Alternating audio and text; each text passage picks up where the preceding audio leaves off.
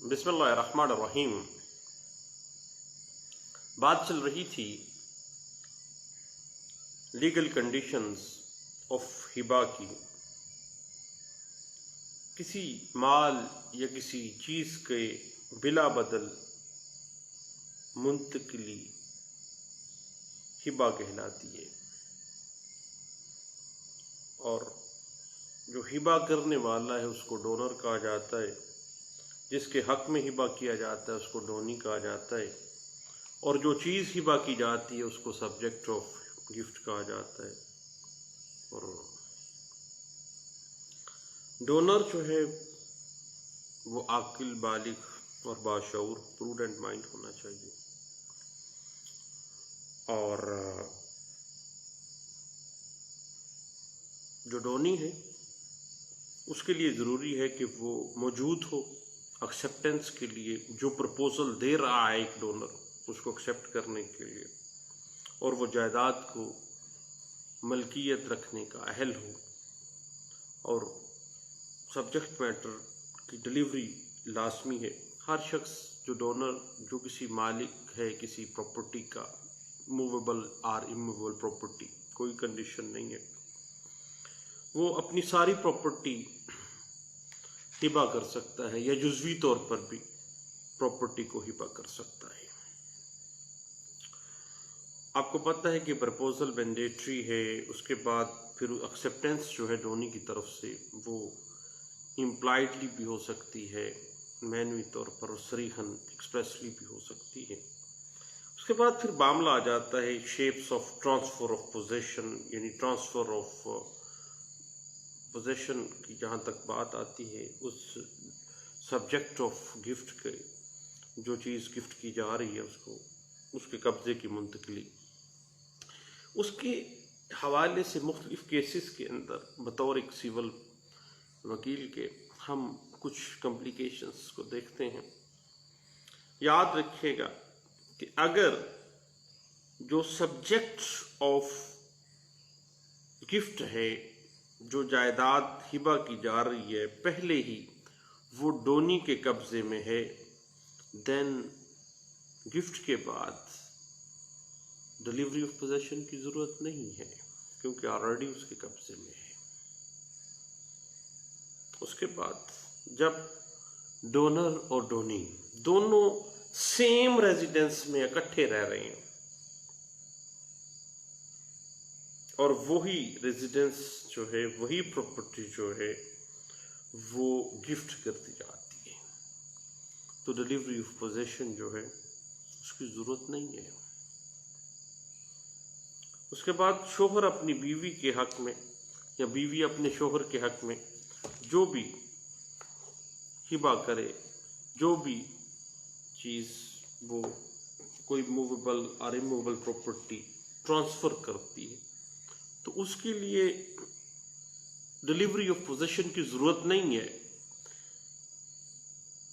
और हत्ता कि खामद की तरफ से बीवी के हक में किए गया जो हिबा है उसको रजिस्टर्ड करवाना भी मैंडेटरी नहीं है, लाजम नहीं है। इस हवाले से एक लैंडमार्क असेसमेंट है PLD 2015, Peshawar high court, page 111 में इस बात की बड़े अच्छे अंदाज से वजाहत की गई थी। अब जब किसी नाबालिग बच्चे के हक में एक बाप या एक माँ गिफ्ट करती है, तो वो तो भाई नाबालिग है, डिलीवरी ऑफ पोजेशन की ज़रूरत नहीं है। उसके बाद जहाँ पर सब्जेक्ट ऑफ गिफ्ट जो प्रॉपर्टी है, अगर वो किसी को लीज पे दी गई है या वो रेंटेड प्रेमिसेस है, किराए पे दी गई है, तो देन क्या होगा? फिर किराया की जो वसूली है वो डोनी के पास अगर चली जाती है, तो ये तसव्वुर कर लिया जाता है, और इसको प्रज्यूम कानून बास मामलात को आपको पता है कि प्रिजम्पशन मौजूद हैं, इस बात को प्रज्यूम कर लिया जाएगा कि चूँकि किराया पहले डोनर लेता था, गिफ्ट हुआ, फिर डोनी ने किराया लेना शुरू कर दिया, یا جو پتے کے اوپر پراپرٹی دی گئی تھی پہلے اس کی لیز اماؤنٹ ڈونر لیتا تھا، بعد میں وہ ڈونی لے رہا ہے، تو وہ ڈیلیوری آف پوزیشن جو ہے آف ڈیٹس پراپرٹی وہ مکمل ہو گئی ہے۔ اسی طرح یاد رکھیے کہ ایک بڑی ٹیکنیکل سی بات ہے کہ جو پراپرٹی آپ کو ہبہ ہوئی ہے یا آپ نے ہبہ کی ہے، اس پراپرٹی کے اوپر پیمنٹ آف ریونیو جو ہے، اس کی جو پیمنٹ ہے ریونیو کا، اس کا رائٹ منتقل کرنا، پہلے اس کی ایک سائز، فرض کریں پی ٹی 1 والی کوئی پراپرٹی ہے تو اس کا ایک سائز ڈونر دیتا تھا، بعد میں وہ ڈونی دینا شروع ہو گیا۔ اسی طرح اگر کوئی انکم ٹیکس اس کا پراپرٹی ٹیکس جاتا تھا اور وہ پراپرٹی ٹیکس پہلے ڈونر دیتا تھا، جب گفٹ مکمل ہوا ہے پھر وہ پراپرٹی کا صرف جو ٹیکس ہے وہ ڈونی دینا شروع ہو گیا ہے، تو بھیا پرزمپشن آ جائے گی کہ جب پیمنٹ آف ریونیو کا حق منتقل کیا ہے تو گویا delivery of possession of that specific property that is the subject matter of that gift وہ ٹرانسفر کر دیا گیا ہے، اور transfer of property delivery of possession complete ہو گیا ہے۔ یہ بڑی ٹیکنیکل سی بات ہے جو عام طور پہ بطور ایک سیول پریکٹیشنر آپ کو فیس کرنی پڑ سکتی ہے، لیکن آپ لوگ تو لائق وکیل ہیں، لیکن میرے جیسے بعض لوگوں کو معاملات اس طرح کے پھر کمپلیکیشنز ہوتی ہیں اور لوگ بتاتے نہیں ہیں، حکیم مر جاتا ہے نسخے ساتھ لے جاتا ہے۔ لیکن میں آپ کو ایک بات بتاؤں، آپ اپنے پروفیشن کو پے بیک کریں۔ جو چیز کا آپ کو پتہ چلا ہے، گپ بھی تو مارتے ہیں اپنے دوستوں سے، اس کو گپ گپ میں کوئی بات بتا دیں، وہ والی جو آپ کو پتہ چلی ہے، سیکرٹ آف پروفیشن کے۔ یاد رکھیے گا، اس سے رزق بڑھے گا، کم نہیں ہوگا، دینے سے اللہ اور دیتا ہے۔ اگر آپ دبائیں گے کسی چیز کو تو اس کی برکت ختم ہو جائے گی۔ اب بات آ جاتی ہے کیا ہر انسان گفٹ کیوں کرتا ہے؟ جب بیٹے بیٹیاں موجود ہیں تو بعض اوقات ان کو محروم کرنے کے لیے کسی دوسرے شخص کو کیوں ایسے معاملات ہوتے ہیں؟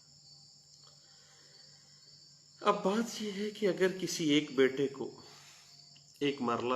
دیا جا رہا ہے تو دیگر اولاد کو بھی ایک ایک مرلہ گفٹ کیا جائے گا، تاکہ بطور باپ وہ اپنا انصاف کر سکے، بطور اپنے سربراہ کے وہ اپنی رعیت کے ساتھ انصاف کر سکے۔ اب گفٹ کرتے وقت ٹائم، جگہ، تاریخ، کس کے سامنے وہ گفٹ کیا، گفٹ کرنے کا مقصد کیا تھا، اگر وہ محروم کر رہا ہے کیا اس کے گفٹ کی بنا پہ کسی کے رائٹ انفرنج ہو رہے ہیں، تو کیوں کیا ہے اس نے ایسا؟ کیا کوئی خاص خدمات تھیں جس کے صلے میں بہت زیادہ ضروری تھا کہ وہ اہل و عیال کو چھوڑ کے کسی اور شخص کو گفٹ کر رہا ہے؟ یعنی میرے بھتیجے نے میری خدمت بڑھاپے میں اتنی زیادہ کی ہے کہ میں اس کو اپنی آزاد مرضی سے گفٹ کرنا چاہ رہا ہوں، اور اس کے لیے میں نے آفر کی ہے، اس نے ایکسیپٹ کی ہے اور قبضہ دیا ہے فلاں فلاں شخص کے سامنے، فلاں تاریخ کو، فلاں ڈیٹ، فلاں ٹائم، فلاں لوگوں کے سامنے۔ اور جب ڈیلیوری آف پوزیشن ہو گئی ہے تو اس کے بعد گفٹ کی پوزیشن آ جائے گی کہ کیا وہ زبانی ہے یا تحریری ہے، اندراج کروایا گیا یا نہیں کروایا گیا۔ جب گفٹ ڈیڈ تیار کی گئی تو کیا وہ باقاعدہ طور پر اس کی لوازمات کو پورا کیا گیا، اس کی شناخت، تصدیق، ہر چیز پیٹنٹ طریقے سے اسی طرح سے ہوئی ہے جو قانون جس بات کے اوپر انسسٹ کرتا ہے۔ اگر کسی عورت نے گفٹ کیا ہے تو کیا اس عورت نے گفٹ کے حوالے سے کسی سے کوئی مشورہ کیا تھا؟ کیا وہ انفارمٹی کی حالت میں تو نہیں تھی؟ کسی کے دباؤ میں گفٹ کرنے والا تو نہیں تھا؟ کیا اس کے حواس ہمسا پراپر ورک کر رہے تھے؟ اگر اس نے تحریر کیا ہے تو اس تحریر کرنے کے لیے اسٹیمپ پیپر کہاں سے لیا گیا؟ کن گواہان کے سامنے یہ ٹرانزیکشن ہوئی ہے؟ کس نے اس گفٹ کو لکھا ہے؟ کیا گفٹ کرنے والا اگر کوئی عورت ہے تو وہ پردہ نشین عورت تو نہیں تھی؟ اگر کوئی آدمی ہے تو کیا وہ ان پڑھ تو نہیں تھا؟ کیا فراڈ کے ساتھ، مس ریپرزنٹیشن کے ساتھ، یا کسی فیڈوشری ریلیشن شپ کے ساتھ، کیا کسی دباؤ والے تعلق کے ساتھ، کیا کسی لالی پاپ دے کے، انڈیوسمنٹ کر کے تو گفٹ نہیں کروایا جا رہا؟ جب گفٹ کے لیے اسٹیمپ پیپر لیے جا رہے ہیں تو کیا اسٹیمپ فروش جو ہے وہ لائسنس یافتہ ہے، تحریر کنندہ لائسنس یافتہ ہے؟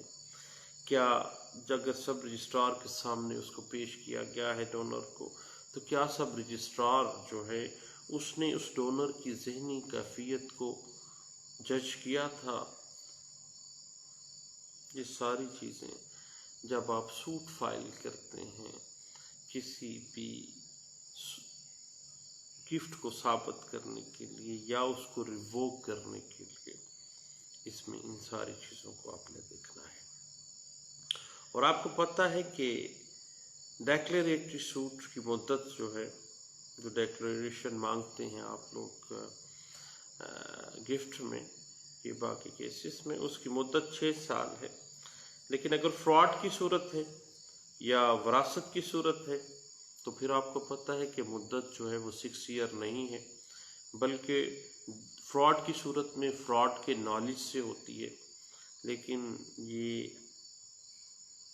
آپ جیسے لرنڈ کونسل کا کمال ہوتا ہے کہ وہ علم ہونے سے میعاد کو شروع کرواتا ہے اور کس طریقہ کار سے فراڈ کا نالج مینشن کرتا ہے اور اس مقدمے کو لیمیٹیشن ایکٹ کے اندر فٹ کرتا ہے۔ اب جب ایک گفٹ باقاعدہ طور پر رجسٹر کروا لی جاتی ہے تو یہ ممکن نہیں ہے کہ محکمہ مال جو ہے اس میں انوالو نہ ہوا ہو۔ جب فراڈ کی معاملہ ہوتا ہے، آپ کو پتہ ہی ہے کہ ہمارے پنجاب کے اندر بھی دوسرے صوبوں میں بھی ہوتا ہی ہوگا کہ ایک عورت کی صورت میں آزادانہ نصیحت جو ہے وہ ضروری ہے، اور زیادہ تر ہمارے ہاں گیمز جو ہیں وہ پردہ نشین عورتوں کے ساتھ ہی پیش آتی ہیں، اور عورتوں کو عام طور پر وراثت سے محروم کرنے کے لیے گفٹ کر لیے جاتے ہیں دوسروں کو۔ لیکن بعض اوقات خواتون جو ہوتی ہیں وہ بڑی چالاک بھی ہوتی ہیں اور اپنے بھائیوں کو وہ گفٹ کے ذریعے اپنے والد سے کروا لی، والدہ سے کروا لی، اپنے بھائیوں کو وہ جائیداد سے محروم کرنا چاہ رہی ہوتی ہیں۔ اب جب کبھی بھی فراڈ کا عنصر آ جائے ہبہ کے اندر تو فراڈ آپ کو ثابت کرنا ہوگا، اور فراڈ کا جہاں تک معاملہ ہے آپ یاد رکھیے گا کہ جرم ہمیشہ نشان چھوڑتا ہے، کہیں نہ کہیں کوئی نہ کوئی لکونہ پیچھے رہ جاتا ہے۔ اگر گفٹ ڈیڈ بنی ہے، کیا پراپرٹی ٹیکس انہوں نے اپنے نام کروایا تھا؟ گفٹ کروا لیا، گفٹ ڈیڈ اس نے جعل سازی سے بنوا لی ہے، کیا اس پراپرٹی ٹیکس بھی اس نے اپنے نام کروا لیا تھا؟ اب یاد رکھیے گا کہ محمدن لا سیکشن 138 ڈیفائن تو کرتی ہے گفٹ کو، اور اسلام اجازت تو دے رہا ہے، گفٹ کیا جا سکتا ہے، کوئی شخص بھی کر سکتا ہے جزوی پراپرٹی یا مکمل پراپرٹی، لیکن اس کے ساتھ اسلام برابری کا درس بھی دیتا ہے، یعنی کسی کو وراثت سے محروم کرنے کا درس تو دین نہیں دیتا۔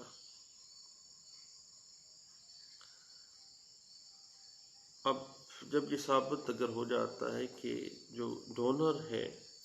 وہ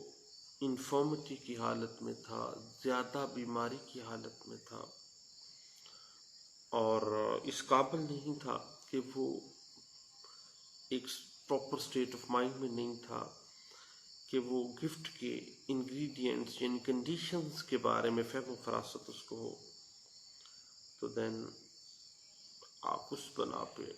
ریووکیشن میں اس بات کو پٹ کر سکتے ہیں، اور شہادتوں کے ذریعے آپ ثابت کر سکتے ہیں اس بات کو۔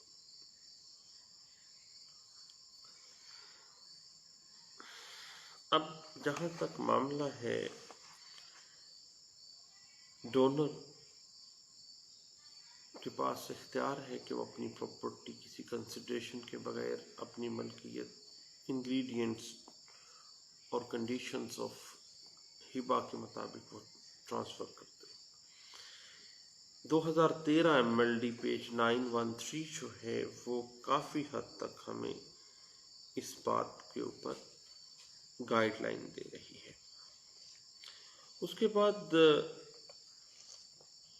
2006 کی ایک لینڈ مارک ججمنٹ ہے PLD 2006، supreme Court of Pakistan page 15 میں اس بات کو انٹرپریٹ کیا گیا تھا، اور اس کے علاوہ پچھلے دنوں 2014 MLD پیج 878 میں اس بات کے اوپر کافی جو ہے وہ بحث کی گئی تھی کہ کس طرح سے کنڈیشنز آف گفٹس کو سوٹس جو ہیں ان میں آپ نے مد نظر رکھنا ہے۔ اور آپ کو پتہ ہے کہ محمدن لا کے مطابق ایک مسلمان کو یہ حق حاصل ہے کہ وہ زبانی یا تحریری طور پر یعنی گفٹ ڈیڈ کے ذریعے اپنی جائیداد کو گفٹ کر سکتا ہے۔ اس حوالے سے سیکشن 123 اینڈ سیکشن 129 یعنی سیکشن 123 اور section 129 transfer of property act 1882 کے تحت اس کی رجسٹریشن ضروری تو نہیں ہے، لیکن ایک درست اور ویلڈ گفٹ کو ثابت کرنے کی خاطر اس کے لوازمات کو ثابت کرنا لازمی ہے، اور رجسٹریشن ایکٹ 1870 کی سیکشن 17 جو ہے وہ کچھ ڈیڈز کو مینڈیٹری قرار دیتی ہے کہ ان کو رجسٹر کر لیا جائے جب وہ ڈیڈ بنی ہے، جب وہ تحریری ہو گیا ہے۔ اس حوالے سے ایک لینڈ مارک ججمنٹ ہے 2011 MLD پیج 1836، اس حوالے سے ہمیں کافی وضاحت دے رہی ہے۔ اس کے بعد 2014 MLD پیج 1175 جو ہے وہ اس بات کو انٹرپریٹ کرتا ہے کہ جب بھی کوئی مسلمان اپنی پراپرٹی اپنے حقیقی بیٹوں کی موجودگی میں کسی کو گفٹ کرتا ہے تو ایسی صورت کے اندر جو بینیفیشری ہے اس گفٹ کا یعنی ڈونی جو ہے اس پہ برڈن آف پروف شفٹ ہو جاتا ہے کہ وہ یہ ثابت کرے گا کہ کیا وہ گفٹ تمام انگریڈینٹس پورے کرتا ہے، کیا گفٹ آزادانہ، رضامندی اور پروڈنٹ مائنڈ کے ساتھ بغیر کسی دباؤ، بغیر کسی ترغیب، بغیر کسی لالچ کے کیا گیا ہے۔ اور موٹیو کیا تھا، اور کیا اس بات کا علم دیگر قریبی رشتہ داروں کو بھی تھا یا نہیں تھا۔ اب یہ تمام معاملات کی جو بینیفیشری ہے اس کے پاس اس کو شفٹ ہو جاتا ہے برڈن آف پروف، اور اس حوالے سے اعجاز حسین کیس ایک لینڈ مارک ججمنٹ ہے 2014 MLD پیج 1175 جو ہے ایک اچھا کیس لا ہے اس حوالے سے۔ اور اس کے علاوہ منظور حسین کیس بڑا اہم کیس ہے 2014 CLC پیج 77 میں اس بات کو انٹرپریٹ کیا گیا، اور 2010 CLC پیج 417 ہے جس میں اس بات کو بڑے اچھے انداز سے انٹرپریٹ کیا گیا۔ 2004 CLC پیج ہے 1211 میں اس بات کو انٹرپریٹ کیا گیا ہے، اور 2011 YLR پیج 82 میں اس بات کو انٹرپریٹ کیا گیا ہے، اور اس کے بعد بڑی لینڈ مارک ججمنٹ ہے 2000 YLR پیج 1971 میں اس بات کو انٹرپریٹ کیا گیا تھا۔ اب جہاں تک ایگریکلچرل لینڈ کا ہبہ ہے، اس حوالے سے ایگریکلچرل لینڈ کا ہبہ صرف وارثان کے حق میں ہی ایک ویلڈ گفٹ تصور ہوتا ہے، یعنی اٹ مین کہ تمام کنڈیشنز کو قانون جو ہے وہ مد نظر رکھتا ہے۔ خواہ محمد اللہ میں آپ دیکھ لیں یہ ساری چیزوں کو ڈسکس بھی کیا گیا ہے، اور اس کے علاوہ ہمارے جتنے اعلیٰ عدلیہ کے کیسز ہیں ان میں اس بات کی بڑی اچھی انٹرپریٹیشن ہے، اور اس حوالے سے 2012 CLC پیج 1333 جو ہے اس بات پہ بڑی اچھی انٹرپریٹیشن ہمیں دے رہی ہے۔ اور بعض اوقات ایسا ہوتا ہے کہ انتقال ہبہ جو ہے وہ چیلنج کیا جاتا ہے اس بنا پر کہ جو ڈونر تھا وہ پروڈنٹ اسٹیٹ آف مائنڈ میں نہیں تھا، وہ بندہ انفارمٹی میں تھا، بہت زیادہ بیمار تھا یا قریب المرگ تھا، تو دین اس کی